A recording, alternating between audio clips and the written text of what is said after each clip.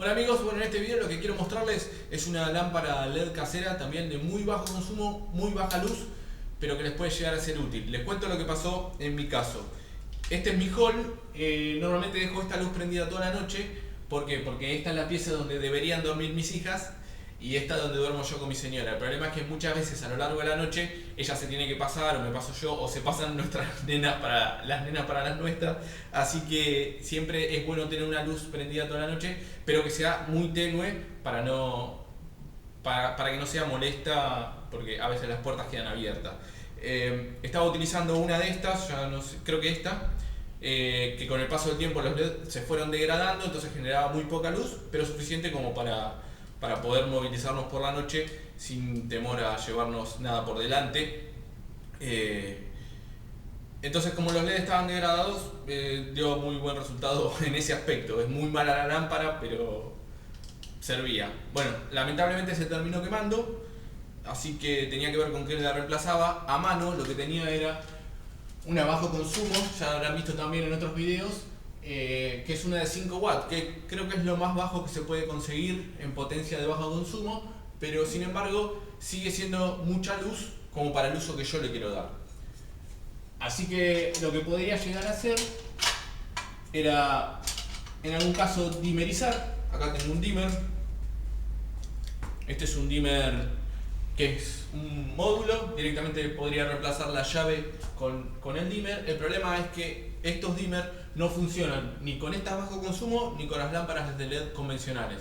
Hay algunas lámparas LED que sí son compatibles, son dimerizables, pero son bastante caras.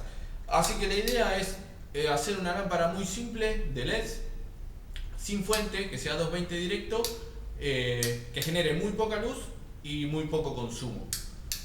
Así que la técnica que voy a utilizar es una que a mí no me gusta demasiado, pero para este caso viene bien, que es la de utilizar un capacitor en serie como para limitar la corriente de nuestra lámpara. Así que vamos a pasar a hacer el diseño y trataré de explicarlo básicamente cómo funciona. Antes de empezar, una advertencia muy importante. Se requieren conocimientos básicos de electricidad o electrónica para armar esta lámpara, porque puede ser muy peligroso, porque estamos trabajando con alta tensión, la lámpara no es aislada y podrían llegar a tener peligro de electrocución y hasta muerte. Así que por favor, muchísimo cuidado con esta lámpara si la van a hacer. No me puedo hacer responsable de los daños que pueda ocasionar. Y ya que estoy, quiero recomendarles, si es que no tienen, la utilización en las instalaciones eléctricas hogareñas de un disyuntor. Un disyuntor podría salvarle la vida en un caso como este. Si ustedes tienen contacto con el vivo y hacen una descarga hacia tierra, el disyuntor es lo que podría salvarle la vida. Así que no lo olviden, su instalación eléctrica, verificar el correcto funcionamiento del disyuntor. Ahora sí, vamos con la teoría y vamos a ver qué pasa. El circuito que voy a utilizar es este. Es un circuito que funciona con un capacitor. Básicamente tiene un capacitor de poliéster de 0.22 microfaradios de 400 volts, que es lo que va a actuar como limitador de corriente para nuestros LED. Esto es lo que va a darnos la corriente necesaria junto con esta resistencia para que funcionen correctamente nuestros LED. Este capacitor tiene una resistencia de 1 megón en paralelo. Se la puse para cuando la lámpara no esté conectada se descargue el capacitor se descargue mediante esta resistencia, y de esa forma poder manipularla en forma segura relativamente, porque si alguno de estos está conectado al vivo de la tensión alterna, nuestros LED podrían también estarlo, así que mucho cuidado con eso, pero por lo menos el capacitor debería estar descargado. El puente diodo ya deberían conocer el funcionamiento, hay varios videos al respecto, así que no me voy a explayar en esto. Una resistencia de 1K, de medio watt o un cuarto de watt, quizá funcione bien. Cumpliría la función, por un lado, de limitar un poco la corriente de carga del capacitor ni bien se conecta, y por otro lado también actuar como fusible, así que me parece que no está de más. Podría evitarse, pero bueno, Yo lo armé de esta forma y funciona bien. Un capacitor electrolítico. Este capacitor podría no estar porque en realidad nosotros acá lo que tendríamos sin el capacitor sería algo así, ¿no? La alterna rectificada después del puente de diodos, y con el capacitor lo que vamos a lograr es que sea un poco más continua. Filtramos un poquito. Eso va a hacer que los LED no parpadeen, aunque al ojo humano prácticamente no se ven. Esta frecuencia de 100 Hz no habría mucha diferencia. Podrían no utilizarlo, pero yo elegí utilizar uno de 6,8 microfaradios, 400 volts, en realidad, porque ya lo tenía. Acá lo tengo armado todo, después lo vamos a ver en detalle.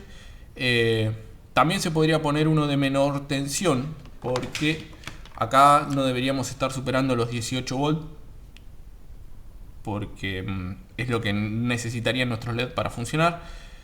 El problema es que si alguno de estos LED se quema, y al no estar la corriente que circularía por acá, esta tensión pasaría a ser más o menos 300 volts. Siempre hablando de 200 volts de alimentación, que es lo que hay en Argentina. Para otros países deberían recalcular el capacitor o cambiar la resistencia como para que no superar la corriente de los LED. Eso después vamos a ver cuál es la fórmula. Pero en definitiva, si uno de estos LED se quema, acá lo que tendríamos en vez de los 18 volts que deberían tener para los LED sería mucho más. Entonces, si ponen un capacitor de menos tensión y tienen la mala suerte de que uno de estos LED se queme, el capacitor electrolítico volaría. Así que por las dudas, o no le pongan nada o pongan un capacitor de mínimo 400 volts o calculen la tensión, que sería esta tensión eficaz por raíz de 2, es la tensión de pico que podrían llegar a tener ahí.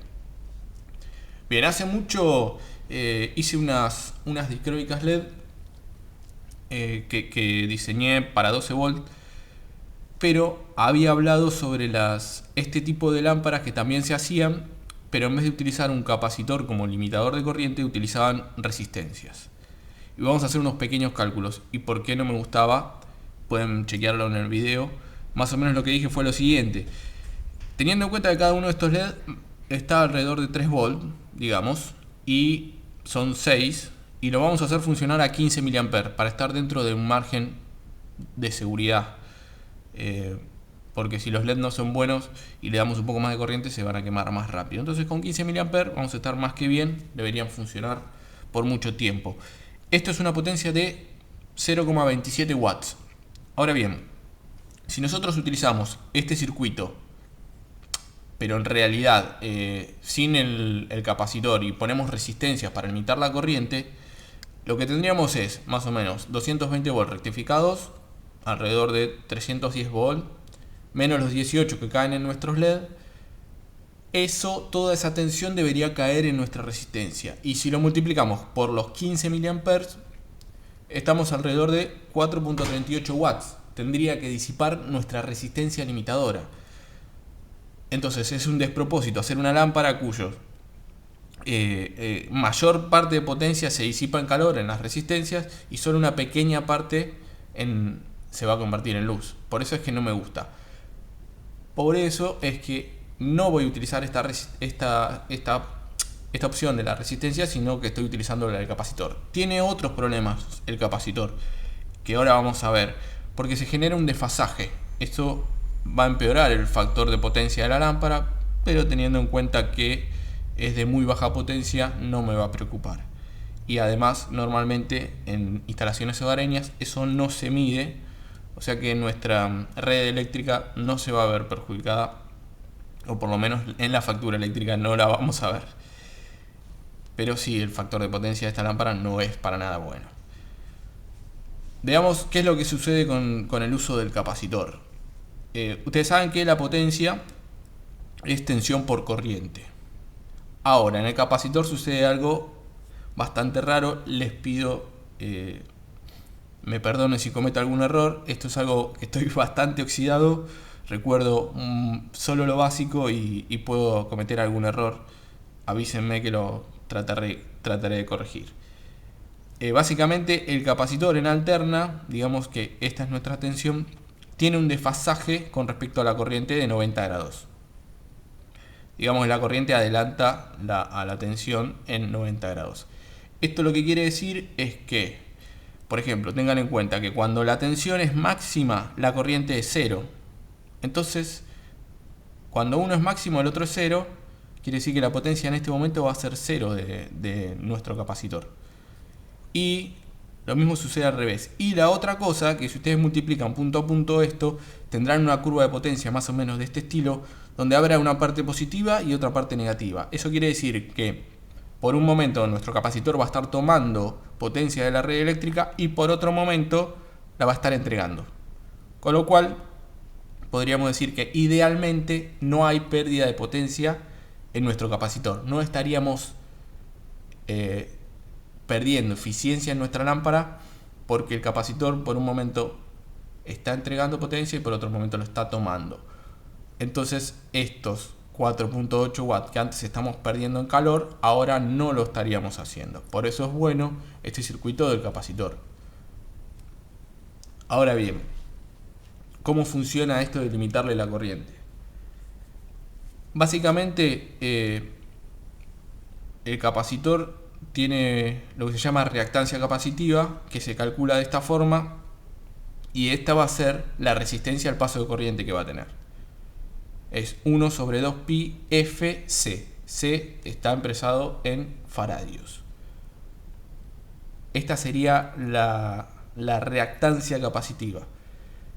Y como genera este desfasaje, cosa que en la resistencia no sucede, calcular la impedancia total de nuestro circuito es algo complejo. Se utiliza este tipo de gráfico donde acá tenemos la parte, digamos, resistiva. Esta sería nuestra resistencia, en este caso de 1K es lo que yo elegí, y acá estaría nuestra reactancia capacitiva. Por esto que yo les digo, el desfasaje que genera uno y el otro no. En definitiva, lo que nosotros vamos a tener como impedancia total de nuestro circuito es la sumatoria de las dos, que sería esta, la sumatoria vectorial o fasorial, ahora no recuerdo, de nuestras dos resistencias. Una resistencia y otra es la impedancia o reactancia capacitiva. Esto básicamente se puede resolver muy fácil por Pitágoras. Es un triángulo donde tenemos un lado, otro lado, y lo que queremos calcular es el módulo o la hipotenusa. Esto se hace con la conocida fórmula de la raíz de la sumatoria, acá me está faltando algo, al cuadrado. O sea, tenemos esto al cuadrado más esto al cuadrado, todo eso raíz sería la impedancia total de nuestro circuito. Entonces, aplicando todo esto a esta resistencia es muy grande, directamente no la voy a poner en la fórmula porque no afecta para nada. Sí vamos a poner los 0.22 microfaradios del capacitor y esta resistencia de 1K. La fórmula que obtengo como resultado es esta. Tenemos la tensión de red, en mi caso esto en realidad no estoy muy seguro, pero voy a utilizar 220 volt, que es la tensión eficaz, menos la tensión de los LED, sería 6 por 3, 18 volt, menos la caída de los capacitores, 1.4 sería, voy a tomar directamente unos 20. Después tenemos la resistencia al cuadrado, que es 1K al cuadrado, o sea 1000 al cuadrado, más 1 sobre 2pi ya saben, 3,14, qué sé yo. F, la frecuencia de red, en el caso de Argentina son 50 Hz, y el capacitor de 0.22 microfaradios. Yo en realidad todos estos valores ya los calculé, por eso es que directamente los pongo en la fórmula. Ustedes lo que deberían hacer, si que no quieren utilizar estos valores, es despejarlo en función de cuál sería la incógnita y hacer los cálculos correctos. En definitiva, lo que me dio acá para estos valores de capacitor y resistencia son 13,79 mA. Como los LED son de 20, estamos bastante bien y generan una luz suficiente para lo que yo quiero utilizar mi lámpara. Como recomendación, como valores de capacitores no hay muchos, tienen que ir siempre a los valores comerciales.